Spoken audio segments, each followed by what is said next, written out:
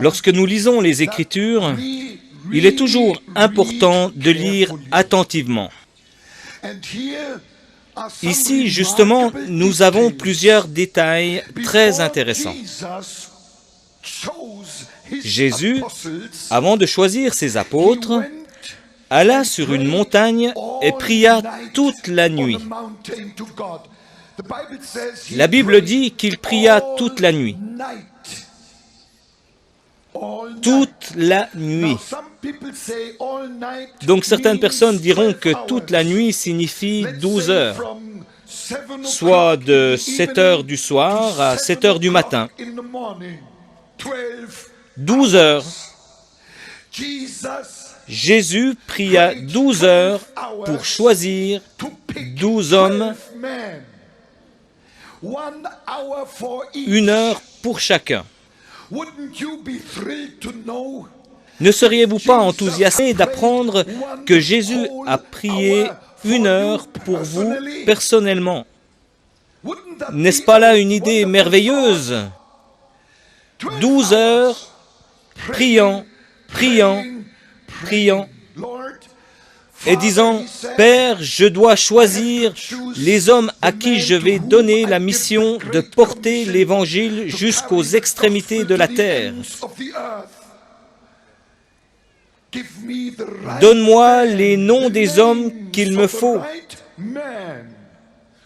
Ok?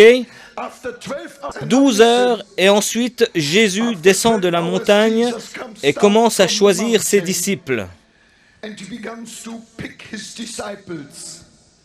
Mais si je lis bien ce qui est écrit,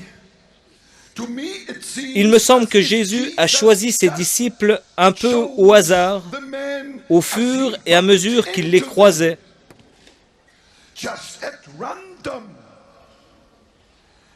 Vous deux, venez avec moi et suivez-moi. Et toi là, viens aussi. Vous trois, venez. Les deux gars là, venez. Toi aussi, là, suis-moi. 1, 2, 3, 4, 5, 6, 7, 8, 9. J'ai encore besoin de 3 en plus. Alors prenons toi, toi et toi.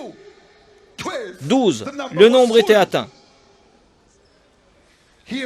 Les 12 disciples étaient maintenant au complet. Alors, lorsque je vais dire la chose suivante, je ne veux pas que vous croyiez que je manque de respect envers Jésus. J'aime Jésus de tout mon cœur, mais je vais quand même le dire pour que vous compreniez où je veux en venir. Je suis sûr que dans 2 minutes, vous allez être d'accord avec moi. Vous savez ce que je me suis dit? Je n'ai quand même pas besoin de prier 12 heures pour ensuite aller faire de tellement mauvais choix.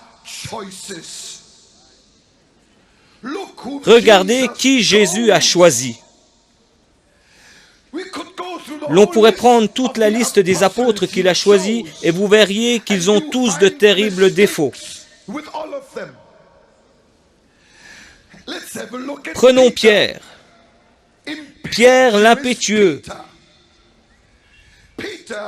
Pierre qui a renié le Seigneur, qui s'est maudit lui-même et a dit « Je ne le connais pas ». Quel drôle d'apôtre! Prenons ensuite les fils de Zébédée. C'étaient des têtes brûlées. Nous sommes appelés à être en feu, mais pas des têtes brûlées. Certaines personnes sont vraiment impulsives, comme un volcan, et les fils de Zébédée sont ce genre de personnes. Quand les habitants de Samarie refusèrent d'héberger Jésus et ses copains apôtres pour la nuit, les fils de Zébédée vinrent et ils dirent « Maître, appelle le feu du ciel et brûle ce village !»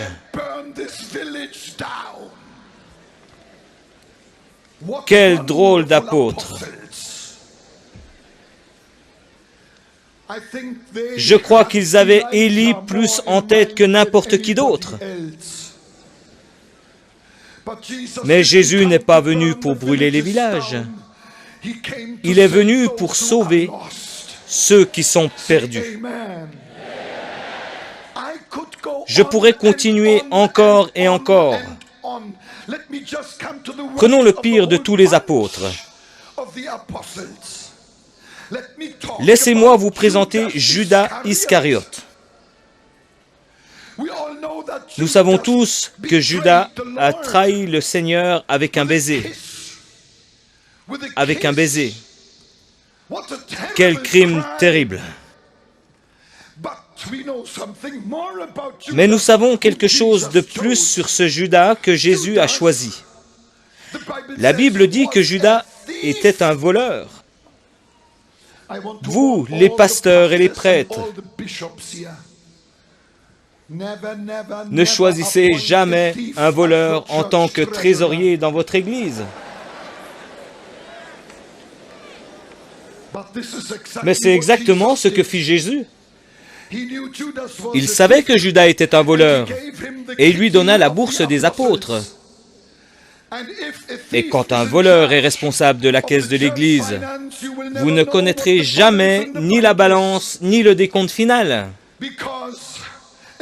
Car un voleur est infidèle. Alors voilà, je me trouvais avec le problème suivant. Je ne peux pas croire que Jésus ait prié toute la nuit. 12 heures complètes pour ne finalement recevoir que le nom de gens tellement ordinaires. Des gens très ordinaires. Mais qu'a-t-il donc bien pu prier? Pourquoi a-t-il prié pendant 12 heures? Qu'est-ce qui était sur son cœur? Que pouvait-il bien penser? A-t-il prié « Mon Père » C'est toujours ainsi qu'il s'adressait à lui. « Mon Père, montre-moi les 12 Superman d'Israël. Tu sais, mon Père, que je suis sur le point de leur donner cette grande mission. Et j'ai besoin de prendre les meilleurs parmi les meilleurs. Montre-moi ces 12 Superman d'Israël. » Jésus, je peux vous l'assurer, n'a pas prié ainsi, car il n'y avait pas de Superman en Israël. Il n'y a pas de Superman au Nigeria. Il n'y a pas de Superman en Allemagne. Il n'y a pas de Superman aux États-Unis. Il y a des Superman à Hollywood, mais ils sont tous faux.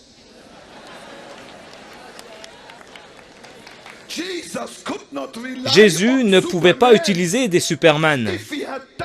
S'il l'avait fait, l'Évangile n'aurait jamais quitté la Terre Sainte. Alors, si Jésus n'a pas prié pour recevoir les noms de 12 Superman, je me demande, mais qu'a-t-il donc prié? Il m'arriva une chose extraordinaire.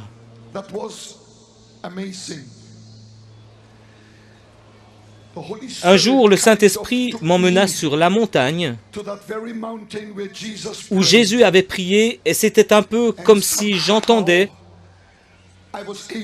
ce qu'il avait bien pu dire à ce moment-là. Voulez-vous savoir ce que Jésus a prié? Voilà qu'il a prié. Il a dit, « Mon Père, je suis sur le point de choisir les apôtres de l'agneau à qui je vais donner la grande mission de répandre l'Évangile jusqu'aux extrémités de la terre. Mon Père, ne me laisse pas choisir mes hommes comme le monde normalement choisirait ses hommes. Mon Père, ne me laisse pas tomber dans le piège de planifier le succès comme les gens, les rois et les dirigeants normalement planifieraient leur succès.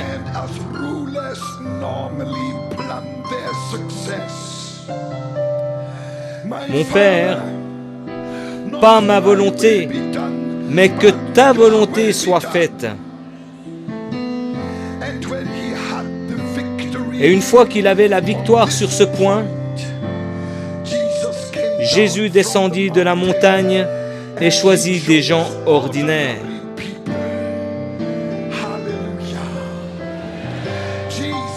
Jésus a choisi des gens ordinaires, des gens comme moi et des gens comme vous. Et je comprends ceci, si Jésus rend ses serviteurs capables, il peut prendre le plus faible, il peut prendre le plus ordinaire.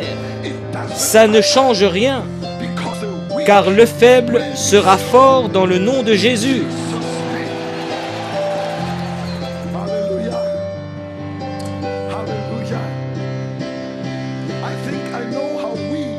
Je crois savoir comment nous aurions choisi. Nous aurions été à l'université de Jérusalem et aurions dit « Donnez-moi une liste des hommes les plus brillants et les plus intelligents, les meilleurs dans leur classe avec les notes les plus élevées. Donnez-moi les noms de ceux qui savent le mieux influencer les foules.